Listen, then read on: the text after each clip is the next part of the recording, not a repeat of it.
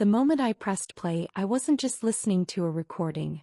I was listening to the slow, deliberate demolition of my sanity. The air conditioning unit hummed softly in the background, a mundane sound that suddenly felt like the soundtrack to a psychological thriller.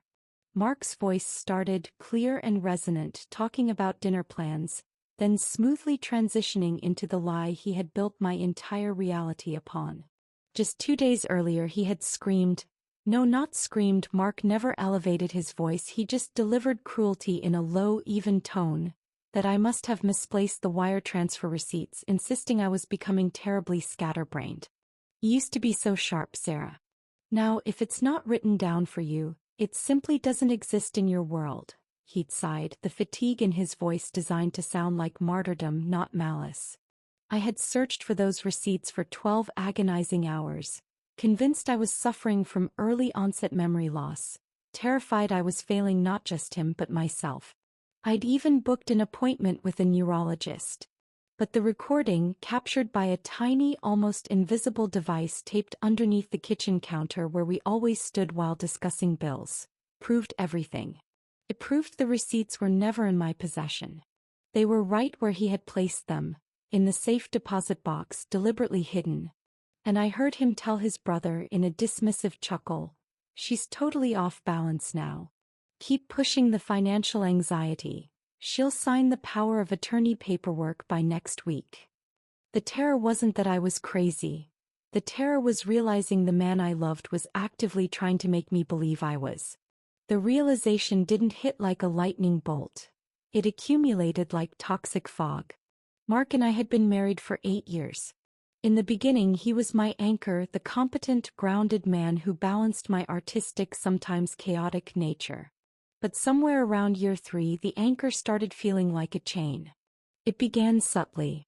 The car keys would vanish from the hook, only to reappear minutes later where he swore I had originally left them, despite me being absolutely certain I had put them in my purse. Then it progressed to conversations. I'd bring up a promise he'd made months ago, like attending my friend Clara's wedding, and he would look at me with wide, concerned eyes and gently, patiently explain that I must have dreamt it, or perhaps I confused him with someone else. "Sarah, darling, I would never miss a commitment that important, but we definitely agreed we couldn't afford the time off work then. Are you sure you're remembering correctly?" The repetition was the true torture. Every day, small pieces of my reality were chipped away until I couldn't trust my own memory, my own judgment, or even the evidence of my own eyes. I started keeping secret notes on my phone, meticulously detailing every interaction, every promise, every accusation. But even reading those notes later, Mark's voice was louder in my head, whispering, "You're just paranoid, Sarah. You're fixating." The notes became proof of my delusion, not proof of his malice. The tipping point arrived over the issue of the antique desk. It was an inherited piece, precious not for its monetary value, but for the history it carried. It had belonged to my grandmother. We needed space in the study, and I specifically remembered Mark agreeing we would move it to storage after the holidays. When I came home one Tuesday and the desk was gone, replaced by a tasteless modern standing unit he claimed he needed for his posture, I felt a physical sickness rise in my throat. When I confronted him, his reaction was icy calm. "The desk? Sir, we sold that 6 months ago. We talked about it for weeks. You picked the auction house yourself. Do you really not remember? That was a substantial amount of money we used for the landscaping." My mind reeled. Landscaping? 6 months ago? I frantically checked our shared accounts, finding a large outgoing transaction labeled aesthetic upgrades. The doubt consumed me. Was it possible? Could I truly have forgotten selling something so important? I sat on the floor of the study, feeling the cool, polished wood of the new desk, and knew I had 2 choices. Surrender to the diagnosis of crazy Mark was so eager to provide, or find undeniable proof that I was being systematically destroyed. That night, I researched surveillance equipment. It felt desperate, invasive, wrong. But I decided that preserving myself was more important than preserving the sanctity of a marriage that had already been poisoned. The installation of the recorders was an exercise in silent, focused terror. I chose the smallest possible devices, designed for security monitoring, not marital espionage. One went under the kitchen counter, capturing the casual, day-to-day manipulation.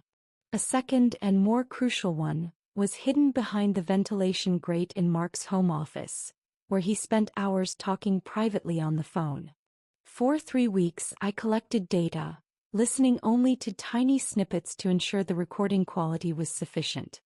I didn't want to listen to the whole truth until I had enough evidence to make a clean break. The recordings of our general life were painful enough. I heard him correct me over the pronunciation of a wine vintage we'd shared the previous night. A completely unnecessary correction designed to make me feel ignorant. I heard him tell our financial advisor, "I have to manage the accounts very closely now. My wife is having some trouble keeping track of things," implying I was fiscally incompetent when I was the one who had run a successful small business before meeting him. He was building a narrative for the outside world, setting the stage for my perceived breakdown. But the revelation truly began when I listened to the late-night files from the office. The office files were pristine in their horror. I had always assumed the gaslighting was simply a cruel way for him to maintain dominance in the relationship, a form of emotional abuse. I never imagined it was connected to something far more sinister, far more financially damaging. In the recording from Monday evening, 11:45 p.m., Mark was speaking to a man named Victor, discussing a recent business deal. Mark had told me the deal had collapsed due to market instability, resulting in a 6-figure loss that had required us to liquidate some of my inherited stocks. Stocks he had assured me were too risky to hold long-term anyway. But in the recording he wasn't mourning a loss. He was celebrating a theft. "She signed the release forms for the stocks easily," he laughed, the sound scraping against my ears like sandpaper. "Told her the whole thing cratered so she'd be relieved to cut her losses. She's already asking me to handle everything now. Victor, we just bought ourselves 3 years of clear sailing, thanks to her forgetting where she put the paperwork." It wasn't just about making me feel crazy. It was about covering up grand larceny, using my mental state as the perfect scapegoat. My marriage wasn't a complex relationship with issues.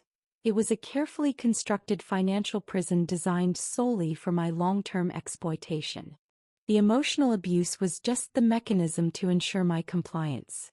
When you are trapped in a cycle of doubt, how do you decide which voice, the one insisting you're fine or the one telling you you're losing it, is the truth? Have you ever had to fight for your own reality?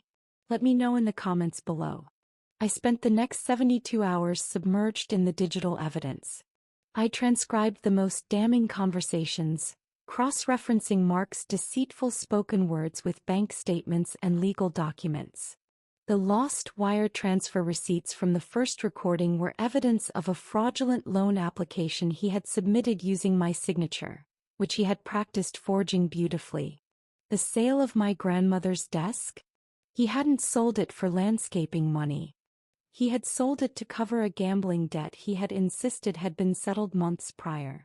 Every piece of confusion, every instance of self-doubt he had carefully cultivated in me, was directly linked to a real-world crime he needed to conceal.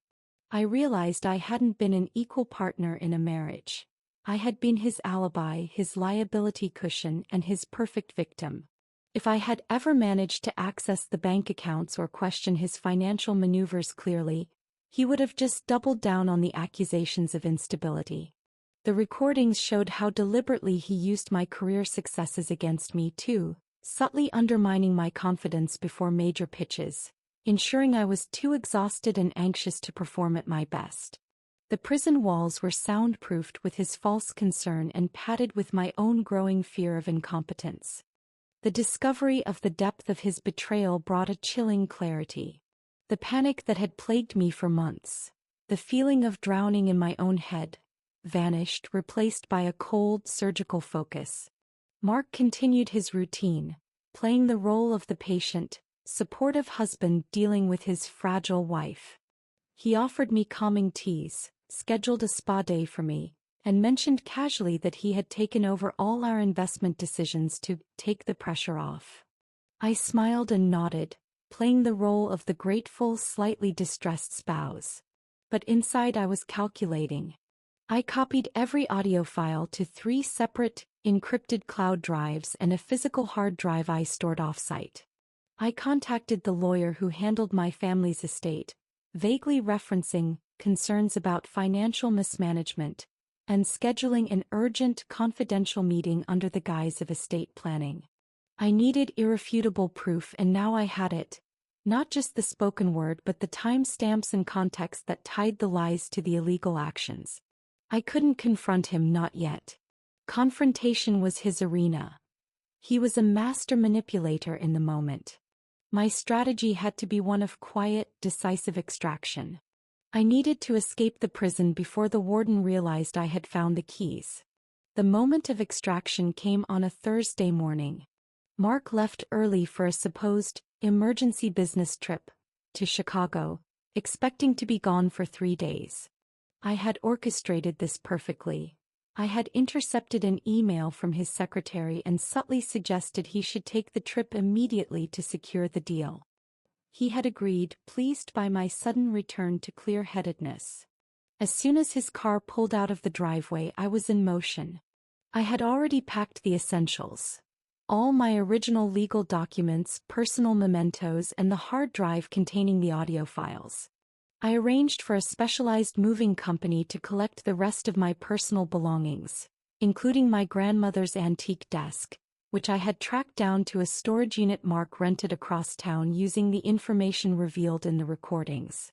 I left no note, no dramatic farewell, just an empty closet where my clothes had been.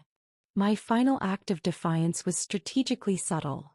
I printed a single QR code on a plain white piece of paper and taped it to the bottom of the new, ugly standing desk he loved so much.